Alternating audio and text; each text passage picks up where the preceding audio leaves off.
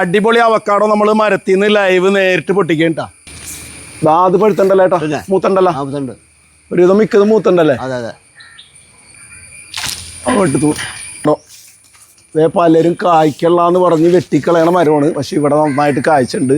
എടുക്കാലാ മൂത്തണ്ടല്ലോ. പിന്നെ മൂത്ത എങ്ങനെ അറിയണത്? സാധാരണ അവക്കാടോ പോലെ അല്ല കേട്ടോ, ഇച്ചിരി റൗണ്ടാണിത് അല്ലേ ചേട്ടാ? എന്താ പ്രത്യേക നാടനാണ്?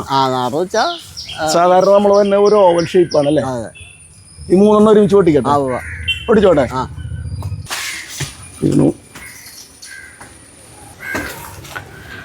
ഇഷ്ടം പോലെ കിട്ടിയിട്ടുണ്ട്. അപ്പൊ ഇതിന്റെ ആളെ നമുക്കൊന്ന് പരിചയപ്പെടാട്ടോ. ഇനി വെച്ചിട്ട് 5 വർഷം ആയി, 4 വർഷം തൊട്ട് കാച്ചു തുടങ്ങി. ഇപ്പൊ എല്ലാ വർഷവും നന്നായിട്ട് ഉണ്ടാവുന്നുണ്ട്. നല്ല ടേസ്റ്റ് ഉള്ളതാണ്.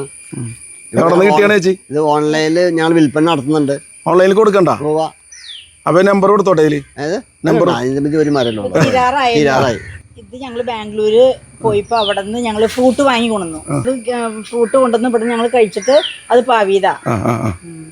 മുളപ്പിച്ചോളൂ. നാട്ടിലുണ്ടാവുന്ന ആളുകൾ പറയാറുണ്ടേ. ഇനി കൊണ്ടുപോയിട്ട് എത്ര ദിവസം എടുക്കും പഴുക്കാൻ?